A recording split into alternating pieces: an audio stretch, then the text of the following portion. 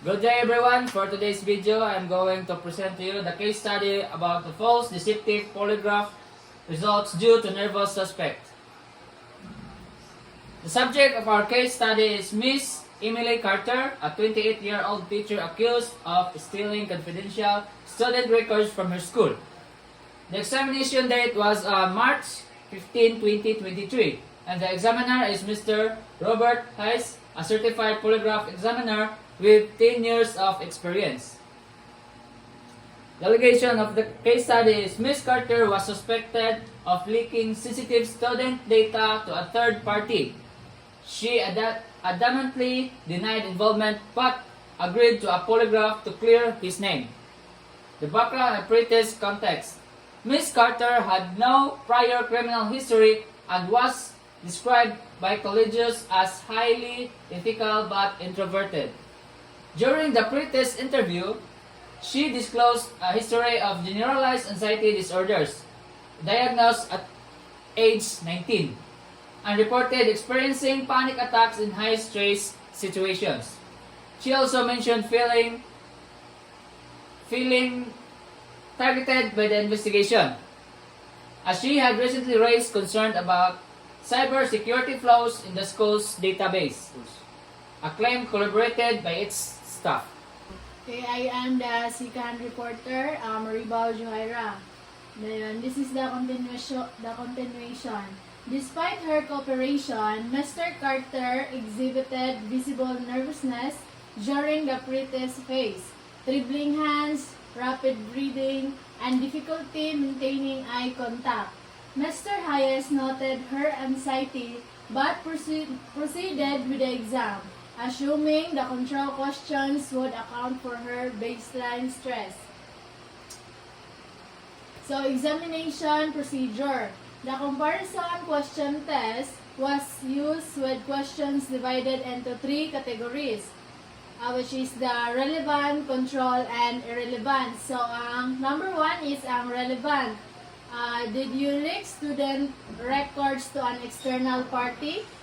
Ikaduha, have you ever lied to protect?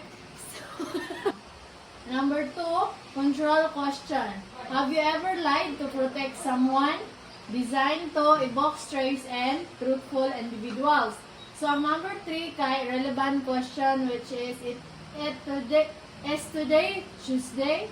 So, physiological measures, respiration, heart rate, blood pressure, and galvanic skin response was recorded.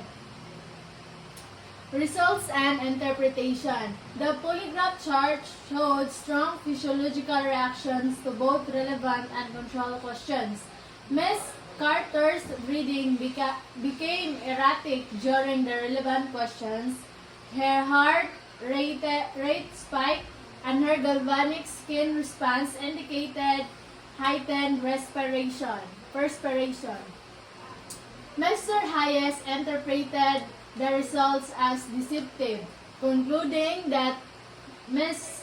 Carter's reaction to the relevant questions exceeded her responses to the control question.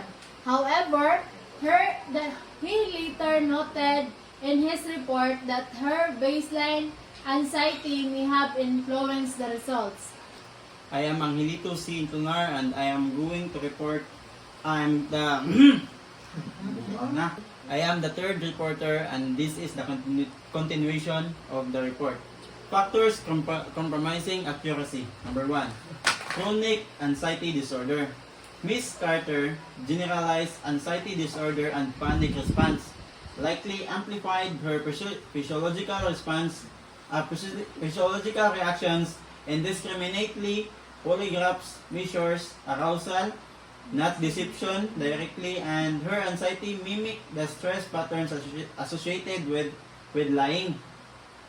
Then number 2 is failure to adjust for medical history. The examiner did not consult a medical professional to assess how Mr. Carter's anxiety disorder. Ang examiner ani nga time kay kanang wala nag-consult daan sa doktor ni Miss Carter. Then, or prescribed medication might affect her physiological responses Studies show SSRIs can blunt autonomic activity, potentially skewing reading. So dapat yun, usa ka examiner dapat mo consult kada ano bili ka medical history about sa imong patient kay imong i-examine. Then contextual stressors. Miss Carter felt unjustly accused as she had previously reported the school's security vulnerabilities.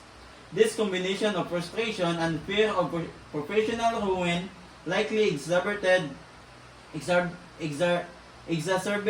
her nervousness, creating a guilty suspect profile despite his innocence. So, pagka ni Carter kay gumikan nga nahadlok siya nga madaot iyang record sa eskwelahan, mo tong kuan kay siya kanang nangulba siya maayo, mo tong nahimo siyang deceptive. Then, overlap and control relevant reactions. The CQT relies on the assumption that innocent individuals react more strongly to control questions. Example, have you ever lied? Than relevant questions. However, in highly anxious subjects, this distinction can collapse, leading to false positive.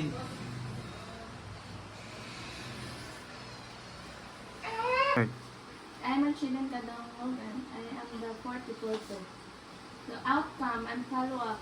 2 weeks later, an IT audit revealed the data breach originated from an external hacker, exonerating Ms. Carter. The school issued a formal apology and she resumed her duties. Key takeaways. Polygraph limitations. This case highlights how chronic anxiety, medical conditions, and contextual stress can create false deceptive readings, especially in individuals with no prior exposure to high-stress interrogations. Corroboration. Polygraph results should never be the sole basis for conclusion. Corroborating evidence, e.g. digital forensics here in critical. My name is Journey R. Azoro. I am the last reporter. Examiner training. Examiner must religiously account for a subject, mental health history, and emotional state during pre-test assessment.